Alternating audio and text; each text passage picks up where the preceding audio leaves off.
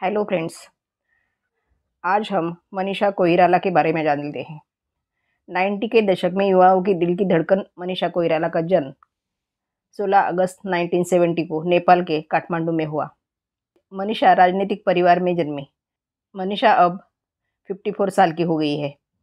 मनीषा एक दौर में टॉप एक्ट्रेस में से एक थी। सौदागर से लेकर अकेले हम अकेले तुम तक जैसी कई फिल्मों में शानदार एक्टिंग करने वाली मनीषा को ऑडियंस का खूब सारा प्यार मिला। फिर शराब की लत उनका करियर ले डूबा। आज हम आपको उनकी कहानी बताएंगे। मनीषा ने फिल्मी करियर की शुरुआत नेपाली फिल्म से की थी, लेकिन हिंदी सिनेमा में उन्होंने फिल्म सौदागर से कदम रखा। इस फिल्म में वो दो लीजेंड कलाकार दिलीप कुमार और राजकुमार के साथ नजर आई थी। इस फिल्म में मनीषा और एक्टर विवेक मुशरान की लव स्टोरी थी। फिल्म से लोग मनीषा की मासूमियत के भी दीवाने हो गए थे। सौदागर से शुरुआत कर मनीषा ने एक के बाद एक हिट फिल्में दी। जनता का भी उन्हें बहुत सारा प्यार मिला। लगातार सक्सेस के बाद फिर करियर में एक समय आया जब मनीषा कोइराला की फिल्में फ्लॉप होने लगी। वह इस तनाव को झेल नहीं पाई, जिसका असर उनके करियर पर पड़ा। मीडिया रिपोर्ट्स के मुताबिक मनीषा धीरे धीरे शराब के नशे में डूबती चली गई और वह कब उनकी लत बन गई उन्हें ही पता नहीं चला। शराब की लत के चलते उन्हें धीरे धीरे फिल्में मिलना कम हो गया। इतना ही नहीं, 2 साल में ही पति से झगड़ा और तलाक ने उन्हें पूरी तरह तोड़कर रख दिया।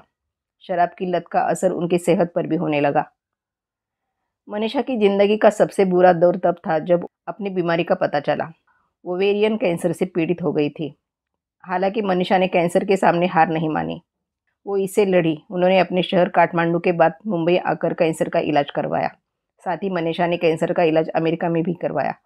4 साल लंबे इलाज के बाद मनीषा कोइराला कैंसर से जंग जीत गई थी।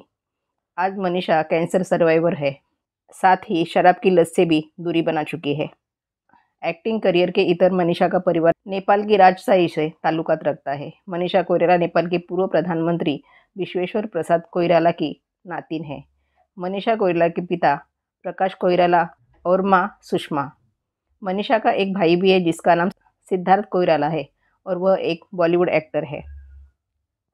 मनीषा शाही परिवार से ताल्लुकात रखती है और सिनेमा की दुनिया की राजकुमारी भी बनी। उनकी खूबसूरती की दुनिया दीवानी है, लेकिन असल ज़िंदगी में वह फाइटर बनकर सामने आई। वह सिनेमा की उस हसीनाओं में शुमार है जो कैंसर जैसी बीमारी को मात दे चुकी है। मनीषा के बॉलीवुड करियर की शुरुआत सुभाष घई की फिल्म सौदागर से हुई थी। इस फिल्म ने उन्हें शोहरत और बुलंदियों पर पहुंचा दिया, लेकिन उनकी ज़िंदगी में एक दौर ऐसा आया जब ऑडिशन के दौरान उन्हें बेहद खराब एक्ट्रेस कहा गया। इससे मनीषा के दिल को तगड़ी ठेस लगी थी। हुआ यूँ, फिल्म 1942 लव स्टोरी के लिए ऑडिशन चल रहा था। मनीषा भी स्क्रीन टेस्ट देने गई। उनका नाम देखकर डायरेक्टर विधु विनोद चोपड़ा ने कहा कि आप बेहद खराब एक्ट्रेस हैं। विधु विनोद चोपड़ा की इस बात ने मनीषा को तगड़ी चोट दी। उन्होंने एक दिन का समय मांगा और पूरी रात प्रैक्टिस करती रही। अगले दिन मनीषा ने दोबारा ऑडिशन दिया तो विधु विनोद चोपड़ा हैरान रह गए। उनके मुंह से बस इतना ही निकला कि मनीषा कल आप जीरो थी, आज आप हीरो है। बस इसके बाद मनीषा को 1942 ए लव स्टोरी में काम मिल गया। यह किस्सा मनीषा ने अपनी किताब how cancer gave me a new life में बयां किया है।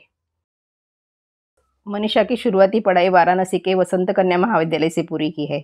उसके बाद वह सेकेंडरी की पढ़ाई करने के लिए आर्मी स्कूल धौलकुआं नई दिल्ली चली गई। मनीषा बचपन से डॉक्टर बन दूसरों की सेवा करना चाहती थी, लेकिन जब उन्होंने मॉडलिंग शुरू की तो वह धीरे धीरे इस क्षेत्र में आगे बढ़ने लगी और एक्टिंग में अपना करियर बनाया। एक्ट्रेस मनीषा ने अपने दौर में नेपाली, तमिल, तेलुगु और मलयालम फिल्मों में हुनर आजमाया। मनीषा भरतनाट्यम और मणिपुरी डांस में दोनों में माहिर है। मनीषा ने मुंबई एक्सप्रेस, 1942 लव स्टोरी, लावारिस, इंसानियत के देवता, यलगार, सौदागर, मिलन, दुश्मनी आदि कई फिल्मों में काम किया है। मनीषा कोइराला ने नेपाली बिजनेसमैन सम्राट दाहाल से 2010 को शादी की थी, लेकिन शादी ज़्यादा समय तक नहीं चल पाई और दोनों ने 2012 को डिवोर्स ले लिया। एक्ट्रेस मनीषा कोइराला की लाइफ से जुड़े फैक्ट्स आपको जानकर कैसा लगा हमें कमेंट में ज़रूर बताइएगा।